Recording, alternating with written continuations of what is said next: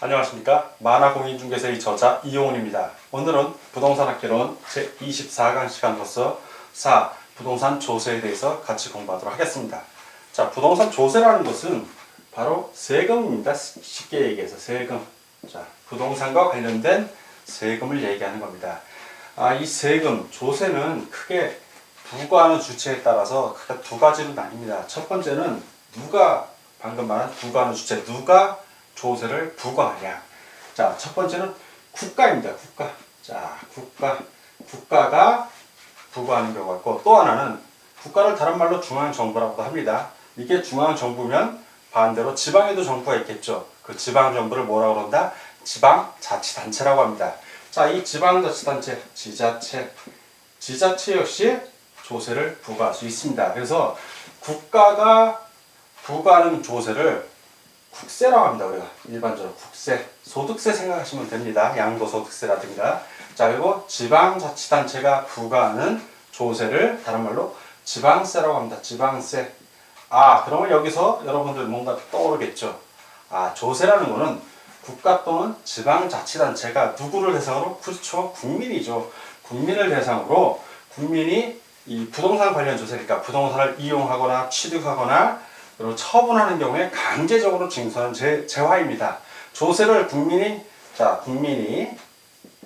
조세를 지방자치단체나 국가에 납부를 했다고 해서 국가나 지방자치단체가 국민에게 직접적으로 뭘 해주는 것은 없습니다. 물론 감정적으로 국방이라든가 치안이라든가 이런 걸 해주죠. 그렇지만 그것이 바로 세금을 냈기 때문에 해준다. 그거는 아닙니다. 포괄적인 의미로 가기 때문에. 자, 국가나 지방자치단체가 국민에게 강제적으로 부과하는 재화, 징수하는 재화를 조세라고 하고, 국가와 지방자치단체가 각각 국민을 대상으로 부과를 하는데, 국가에서 부과하는 걸 국세, 그리고 지방자치단체가 부과하는 걸 지방세라고 합니다. 그러면 이 국세는 가장 대표적인 게 우리가 누구나 다 알고 있죠. 소득세 같은 거. 그렇지만 여기서 우리가 배우는 건 부동산과 관련된 조세니까 부동산과 관련한 조세 크게 두 가지 얘기하면, 하나는 종합부동산세입니다. 종합부동산세. 재산이 고액인 부동산 가격이 고액인 경우에 국가에서 매기는 겁니다. 국세입니다. 종합부동산세는. 또 하나는 부동산을 양도했을 때 내는 양도소득세가 있습니다. 양도소득세. 자, 이 대표적인 종합부동산세나 양도소득세는 부동산 관련한 조세입니다. 하나는 보유했을 때 보유세, 이거는 양도했을 때 양도세입니다. 자, 지방자치단체가 부과하는 지방세의 경우에는 어떤 것들이 있는가 보면 바로 대표적인 게 취득세입니다. 취득세. 자, 부동산을 취득했을 때 내는 것이 취득세입니다. 취득세. 일반적으로 한 4% 정도 냅니다. 자, 그 다음에 등록할 때 내는 등록면허세가 있습니다. 등록면허세. 참고적으로 옛날에는 취득세하고 등록면허세라고 하고 등록세라고 합니다. 취득세, 등록세가 나뉘어 있었는데 부동산을 취득하는 경우에 한해서는 등록면허세를 따로 내지 않습니다. 세율이 취득세에 들어가 있기 때문에 취득세 4%를 내면 따로 등록면허세 내지 않아도 바로 등록을 할 수 있다는 거 참고적으로 알아두시기 바랍니다. 그리고 재산세가 있습니다. 재산세, 내가 보유한 재산에 대해서 매년 시군구청장이 징수를 합니다. 이것들이 대표적인 부동산 관련 조세입니다. 자, 취득 관련, 보유 관련, 양도 관련 각각의 부동산 조세가 워낙 많기 때문에 우리 교재에 있는 것을 참고해 주시기 바라고, 여기서는 공통되는 것만 좀 알아보도록 하겠습니다. 먼저 우리 부동산과 관련된 조세를 배우는 겁니다. 부동산과 관련해서 취득, 그 다음에 보유, 순수.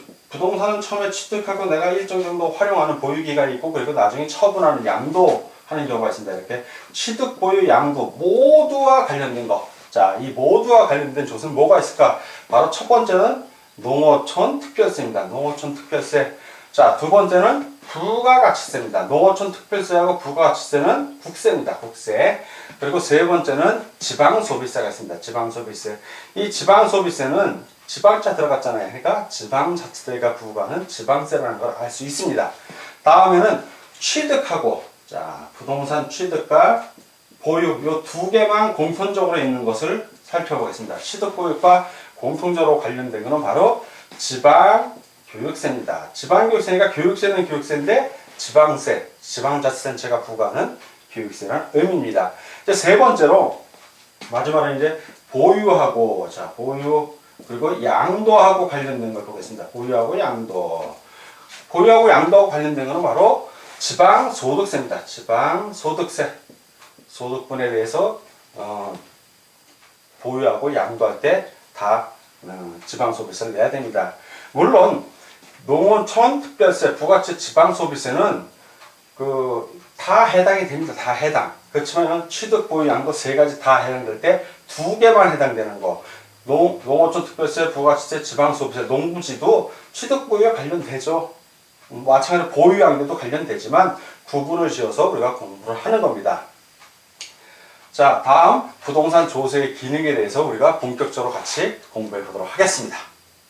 자, 부동산 조세는 어떤 기능을 하는가? 자, 어떤 기능을 하는가? 자, 첫 번째.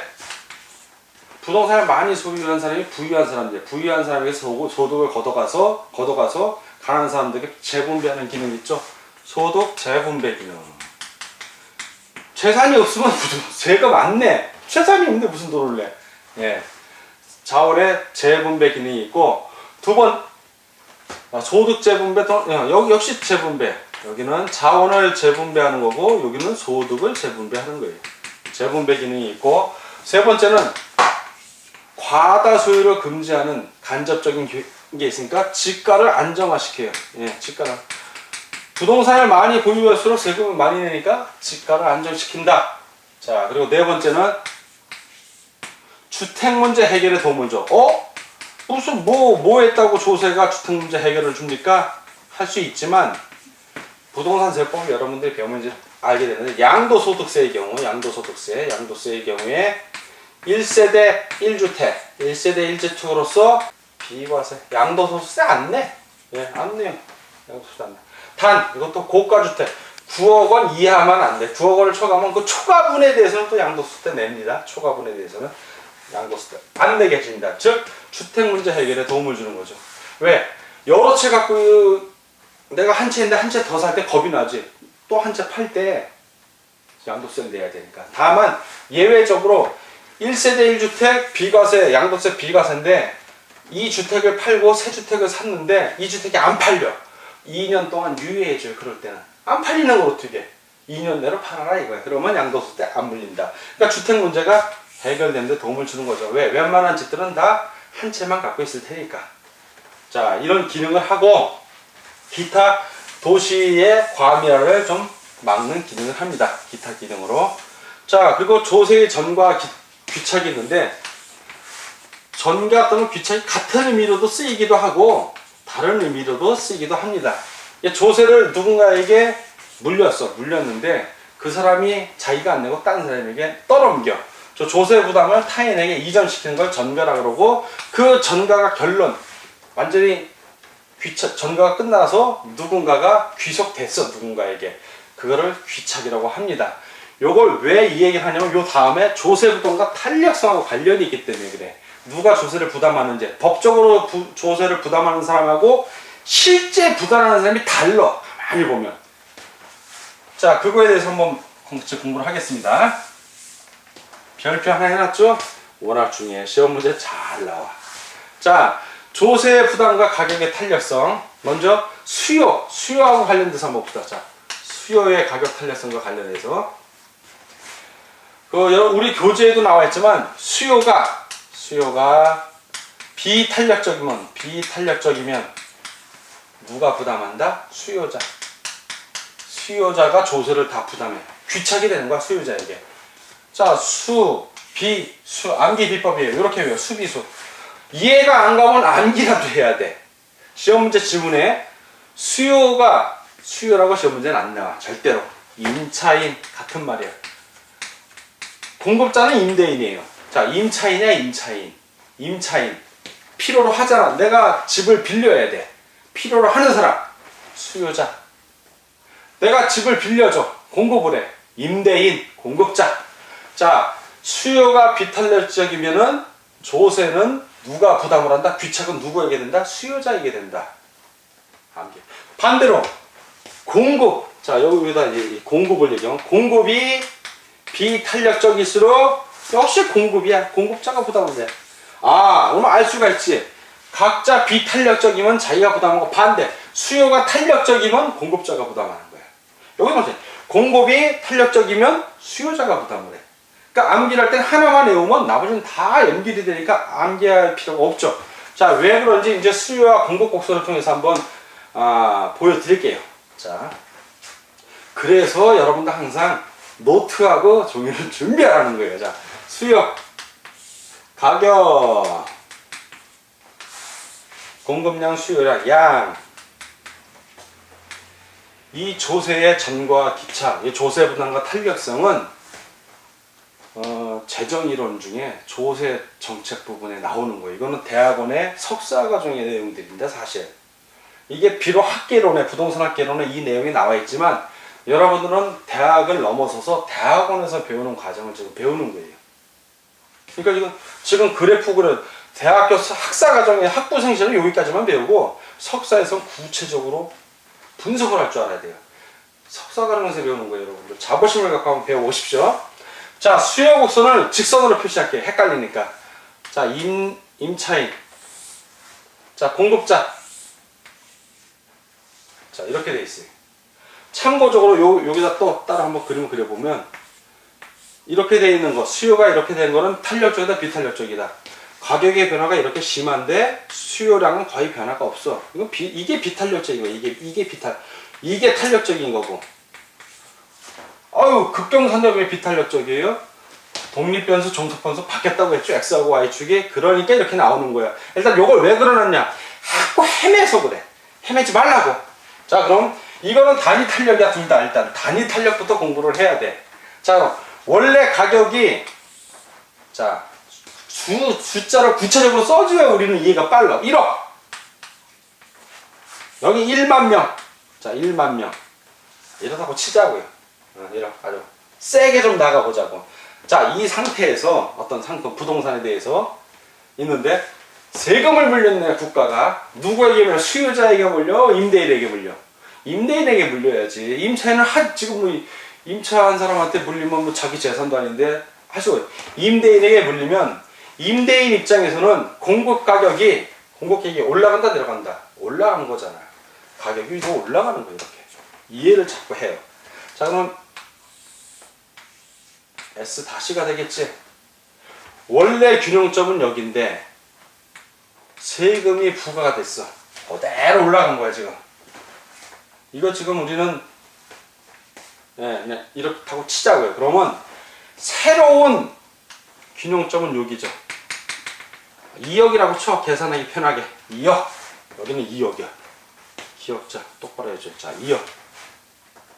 이해가 가죠? 자, 근데 임대인 입장에서는 2억을 다 받는 게 아니잖아, 지금. 임대인은. 가만히 보니까 세금을 빼야지, 이만큼. 여기야. 5천이라고 얘기해, 5천. 임대인 입장에서는 사실 실질적으로는 5천만 원밖에 못 받는 거야. 그럼 국가는 세금으로 이만큼 뛰어간 거야. 1억 5천만 원. 어치를 가격으로. 또 이 양까지 곱하면 진짜 세금은 이만큼이 나간 거지. 가만히 봐요. 그럼 원래 있던 거에서 위쪽 이 부분 요거는 수요자가 부담한 거야. 임차인이 부담한 거야. 겉으로 볼 때는 임대인이 다 낸 것처럼 보이지만 요건 임차인이 부담한 거예요. 원래 가격 이상이니까. 임대인 입장에서 원래 받아야 될 게 1억인데 5천밖에 못 받았으니까 이 사람은 이 5천만 원에 해당하는 요 부분은 요건 공급자가 부담을 한 거야. 원래 1억 받아야 되는데 5천 냈으니까. 임차인은 1억 내야 되는데 2억 냈으니까 임차인 이걸 낸 거야. 헷갈리면 1억 5천으로 하자고요. 여러분들 단위가 똑같아요. 1억 5천. 자, 이해가 가죠? 여기까지는 이해가 가. 자, 그런데 수요가 비탄력적이야. 이거지, 이거. 자, 그러면 수요가 이 상황에서, 자, 여기 있는 수요가 비탄력적이면 이렇게 된다는 얘기죠. 이렇게.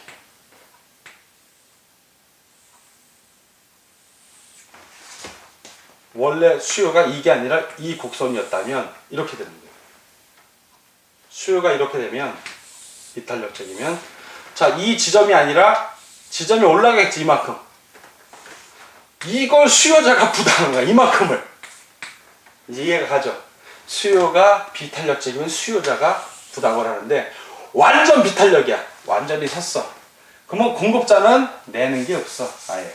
공급자 내는 거 없고 수요자만 다 내는 거야. 그때는.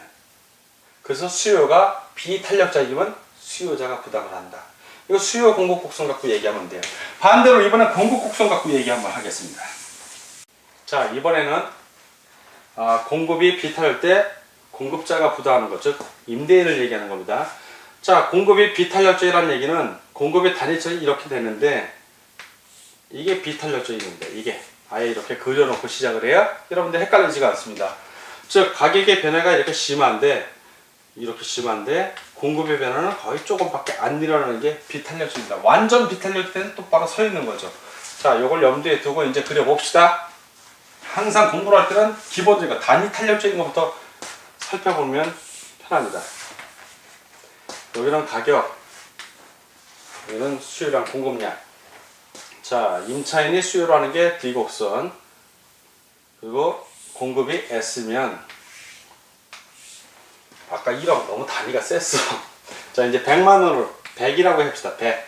그리고 여기도 뭐 100명이 되든 뭐 이렇게 100이라고 하면, 자, 이 상태에서 세금이 부과됐어요. 세금이. 그럼 세금이 여기 넣으면 공급 곡선이 쭈는 거나 마찬가지로 위로 올라간 거예요. 이렇게. 세금이 그만큼 올라갔으니까 가격이 그대로 올라가요. 자, 원래 가격은 이 지점이었는데 이 지점은 올라갔죠. 자, 그러면 이 지점 올라간 게 120이라고 치면, 자, 이 지점에서 그대로 밑으로 내려보면 이게 새로운 양은 90이라고 봤을 때 실제 세금을 떼고 난 임대인이 순수하게 받는 건 요거죠. 요 부분. 자, 80. 자, 단위 탄력일 때는 똑같이 원래 가격이 이렇게 있으면 원래 가격보다 더 부담하는 요 부분은 수요자가 부담하는 거고, 요 밑에 부분, 이 부분은 공급자가 부담하는 겁니다. 공급자는 100원 받아야 되는데 80원밖에 못 받아. 그러니까 20원 세금 낸 거고, 수요자는 100원만 내면 되는데 120원 냈으니까 20원 내는 겁니다. 분명히 처음에 부과할 때는 공급자에게 40원을 다 세금을 40원 부과했지만 결과적으로는 조세의 전가가 일어나서 20원, 20원씩 나눠 가진 게 됩니다. 실질적으로 이렇게 돼요. 근데 이 상황에서 비탄력적인 공급이 지금 단위 탄력인데, 자, 공급이 비탄력 밑으로 내려오겠지. 이렇게. 그러면 이 공급이 밑으로 내려와. 공급자가 세금을 더 많이 부담해요. 감이 오죠, 이제. 공급이 비탄력적일수록 누가 부담한다? 공급자. 아까 수비수 공비공은 똑같아, 원리가. 이래서 공급이건 공급, 수비건 수비, 비탄력적일수록 자신이 부담을 하는 거예요, 조세를.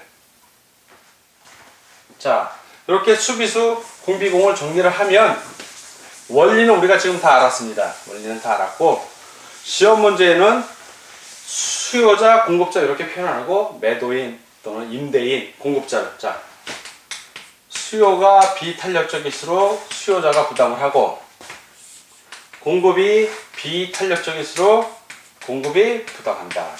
요게 탄력적이면 숱한 공이 되는 거예요. 반대로 가는 거고, 이쪽 역시 탄력적이면 수비수로 가는 겁니다. 그러니까 암기할 때 수비수, 공비공, 나머지는 다 반대니까 편한 거예요. 자, 그러면 시험 문제는 임차인이라고 나왔죠. 임차인이 조세 전가에 관련된, 다음은 조세 전가와 기차기간은 설명이다. 틀린 것은, 맞는 것은, 이런 식으로 문제가 나올 때 임차인의 그 탄력성이 비탄력적일수록 임대인이 조세를 부담한다. 그러면 틀린 지문이 되는 거예요. 비탄력적, 수요자니까 수비요자. 자, 그러니까 결국은 헷갈릴 필요 없이 자기 자신이 비탄력적이면 자기 자신이 내는 거야. 자기 자신이 탄력적이면 반대가 되는 거고요. 자, 탄력적이면 타인이 내는 거야. 이렇게 하면 임차인이 비탄력적이면 임차인이 내는 거야. 임대인이 비탄력적, 임대인이 내는 거고, 임대인이 탄력적이면 임차인이 내는 거고. 그러니까 헷갈릴 필요가 없습니다. 자, 정 어려운 분들은 수비수 공비공하고 5번씩 읽으세요. 그리고 지문을 보거나 문제를 풀어보면 저절로 해결이 됩니다. 어려운 거 하나 없습니다. 자, 오늘은 부동산 조세에 대한 총론 부분 한번 봤고, 그리고 조세의 기능, 재분배 기능 특히, 그리고 조세의 전과와 기착이 뭔지 살펴봤고, 조세 전과와 기착이 어떻게 일어나는지 그 원인, 바로 탄력성과 관련이 있는데, 비탄력적일수록 자기 자신이 비탄력 자신이 부담한다. 그래서 수비수, 공비공. 자, 수비수 한번 5번씩 읽어보세요. 수비수, 수비수, 수비수. 수비수, 수비수. 자, 공비공도 마찬가지입니다. 자, 오늘 부동산 조세와 관련된 공부를 함께 하시느라고 수고하셨습니다. 다음 시간에 뵙도록 하겠습니다. 수고하셨습니다.